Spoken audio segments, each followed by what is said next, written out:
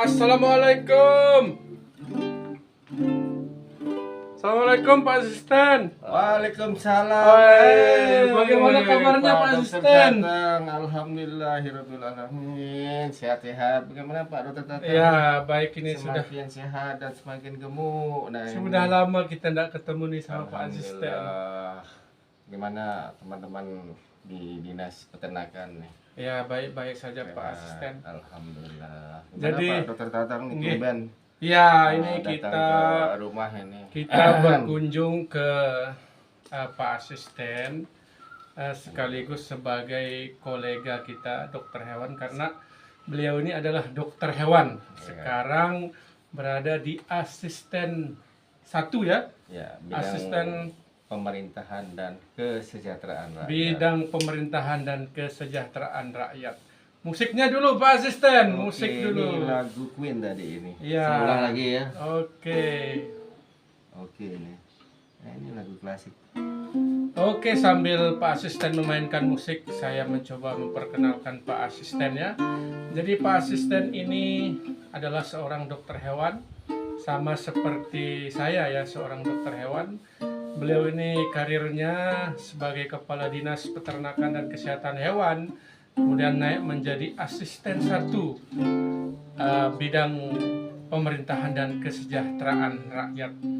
Jadi hari ini saya akan melakukan pembicaraan diskusi bersama Pak Asisten terkait dengan masyarakat kita yang ada di Kabupaten Lombok Timur. Kita melihat perekonomian masyarakat kita yang ada di Kabupaten Lombok Timur perlahan mulai meningkat ya ekonominya.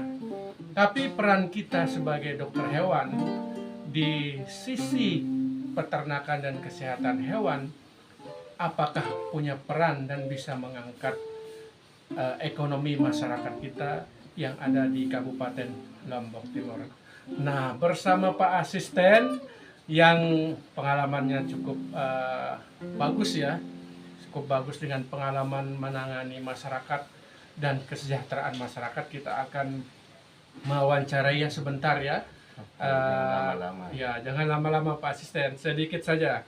Bagaimana Pak Asisten pengalamannya sekarang berada di pemerintahan dan kesejahteraan rakyat ya? Apakah menyentuh di bidang peternakan juga?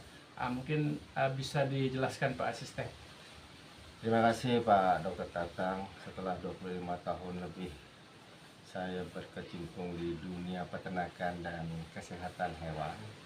Terakhir saya menjabat sebagai Kepala Dinas Peternakan dan Kesehatan Hewan Kabupaten Lombok Timur. Alhamdulillah kita banyak pengalaman. Terakhir Dinas Peternakan meraih predikat terbaik dalam hal pelaksanaan KUR tingkat nasional, dan Pak Bupati Lombok Timur mendapatkan reward dari OJK di Jakarta. Itu terakhir.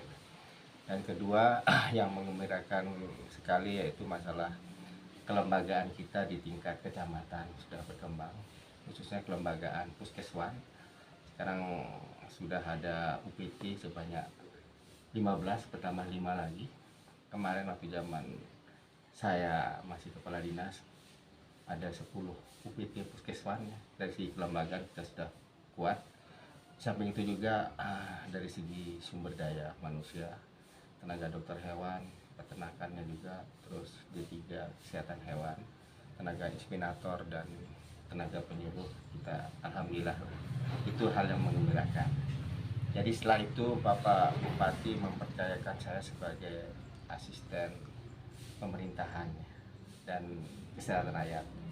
Jadi sebelumnya saya juga diberi kepercayaan sebagai staf ahli di bidang ekonomi dan pembangunan.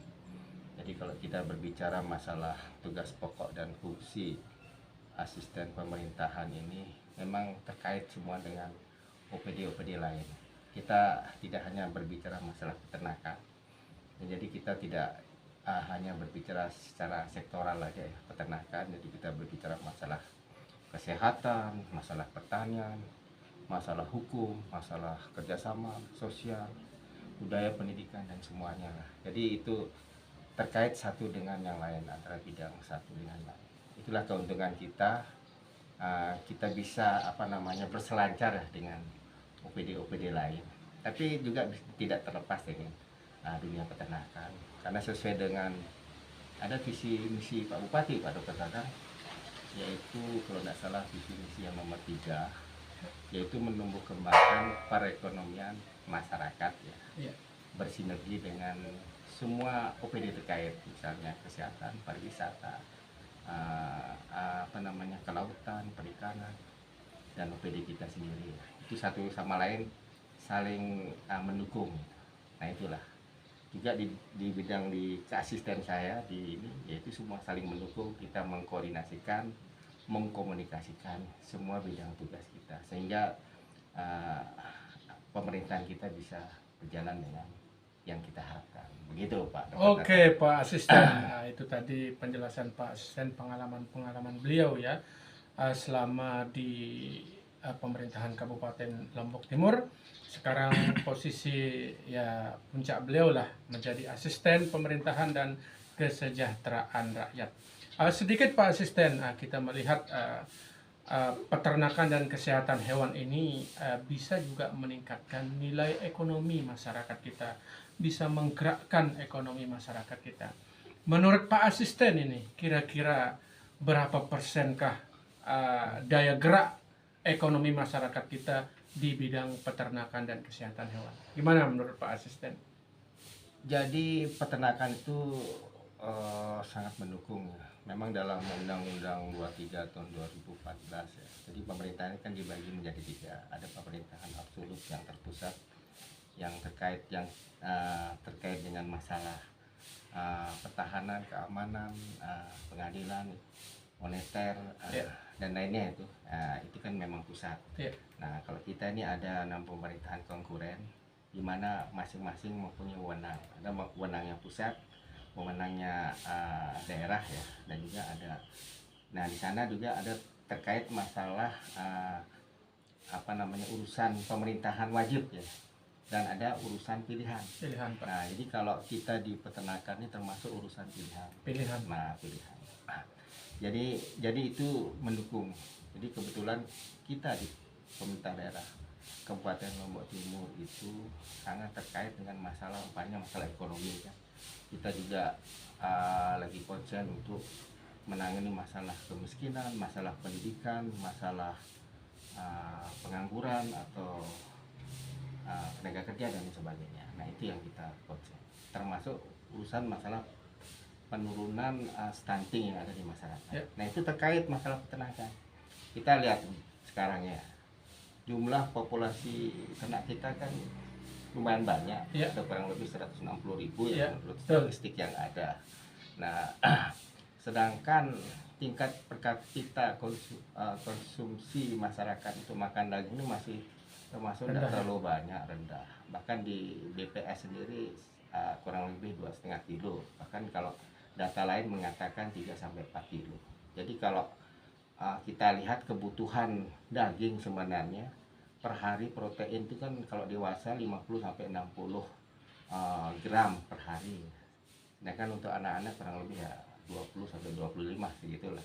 Nah sedangkan masyarakat kita kan kalau tidak ada pegawai itu jarang makan daging. Iya betul sekali. Kebutuhannya sangat sedikit sekali dia. Nah itu yang perlu kita dongkrak, bukan hanya meningkatkan produktivitas ternak, jadi produktivitas manusia itu perlu ditingkatkan dalam hal untuk mengkonsumsi daging, termasuk telur. Nah ini kita ini potensinya sangat bagus, cuman tingkat konsumsinya masih rendah. Kita cuman setahun itu cuman 125 butir per tahun per kapita nih, bandingkan dengan negara tetangga kita di Malaysia ada 340 butir per tahun ya. Jadi sama dengan satu orang di sini makan telur itu dibagi 3 per hari, jadi sangat rendah. Nah itu yang perlu kita tingkatkan, konsumtivitas daripada masyarakat Lombok Timur untuk meningkatkan nilai proteinnya itu. Karena memang kita akui juga tingkat produksi telur di Lombok Timur kan belum seluruhnya maksimal ya. Kurang lebih kemarin waktu saya terakhir menjabat ada 540.000 ekor ayam petelur, di mana tingkat produksi kalau 80 kurang lebih 400.000 telur per hari. Sebenarnya per hari itu harusnya harus bisa dia menghasilkan telur sebanyak 1.300.000 sesuai dengan jumlah penduduk kita Lombok Timur 1.350.000. Nah itu salah satu upaya kita juga, tidak hanya mendukung di peternakan, kita juga bisa mendukung sektor lain di kesehatan, pariwisata. Apalagi kita lihat sekarang kan giat dunia pariwisata sudah sangat meningkat ya. Ada MotoGP, WSBK, di Mandalika dan lain-lain. Tentu itu multiplier efeknya luar biasa, bisa mendongkrak nilai ekonomi peternak kita. Nah itu yang kita harus pikirkan ke depannya. Begitu mungkin Pak. Terima kasih. Sangat bagus sekali pandangannya Pak Asisten ya terkait sama peternakan dan kesehatan hewan, di mana bisa meningkatkan protein hewani bagi masyarakat kita, terutama terkait sama stunting, karena kita tahu bahwa stunting kita belum maksimal kita laksanakan di Kabupaten Lombok Timur ya. Kemudian terkait juga dengan gerakan ekonomi masyarakat kita ya, khususnya peternak, bagaimana meningkatkan ekonomi masyarakat kita di bidang peternakan dan kesehatan hewan. Nah, kira-kira sedikit ini Pak Asisten. Jadi kesimpulan yang bisa kita ambil untuk bagaimana cara kita menggerakkan ekonomi masyarakat kita, khususnya di peternakan ini Pak, supaya bisa selain menjadi nilai tambah masyarakat kita, tapi benar-benar bisa menjadi daya gerak lah, bisa meningkatkan ekonomi selain di bidang pertanian, mungkin di ketahanan pangan yang lainnya, misalnya beras, jagung dan sebagainya. Ini untuk protein hewani ini, gerakan ekonominya seperti apa kira-kira menurut Pak Asisten ini? Kalau kita berpikir ya mulai dari sekarang kita jangan berpikir secara sektoral. Secara sektoral hanya peternakan yang kita pikirkan, hanya produktivitas peternakan. Jadi di sana di peternakan tuh ada sektor pariwisata yang bisa kita dukung, sektor kesehatan, terus pertanian, terus dan semua sektor-sektor lainnya yang terkait satu dengan yang lainnya. Ya kalau kita lihat sekarang kan COVID sudah mulai reda, sudah bahkan sudah tidak ada COVID lagi.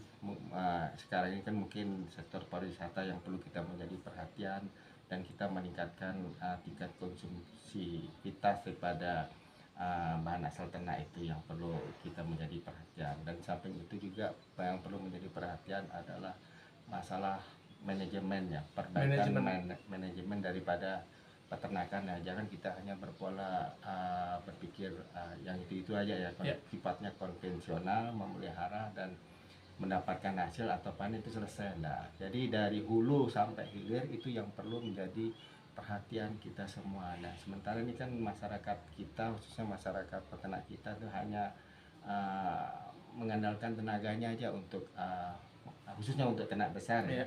Dalam hal untuk produktivitas, memang masih ada sebagian yang sudah mulai memproduksi secara profesional ya, meskipun itu belum semuanya. Nah itu dah peranan pemerintah di sana untuk mengkoordinasi, mengkomunikasi sebagai fasilitator supaya nanti peternak itu benar-benar bisa meningkatkan kehidupannya dan penghasilannya ya. Nah itu yang perlu menjadi perhatian kita bersama.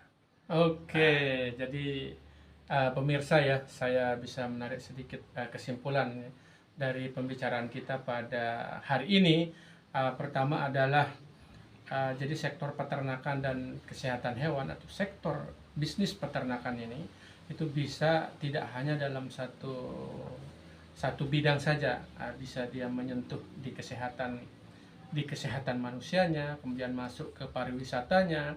Kemudian sektor peternakan ini juga harus diatur manajemennya sehingga dia memiliki nilai tambah yang tersendiri gitu. Tidak hanya bagaimana menjual, membeli dapat untung, tapi mungkin pengolahannya sehingga memiliki nilai yang optimal untuk menggerakkan ekonomi masyarakat kita. Jadi sekian yang bisa kami sampaikan diskusi kita pada hari ini bersama Pak Asisten 1 Dr. Hewan Ahsan Nasrul Huda, Asisten 1 Bidang Pemerintahan dan Kesejahteraan Rakyat ya. Sekian, terima kasih. Wabillahi taufiq wal hidayah. Assalamualaikum warahmatullahi wabarakatuh. Waalaikumsalam.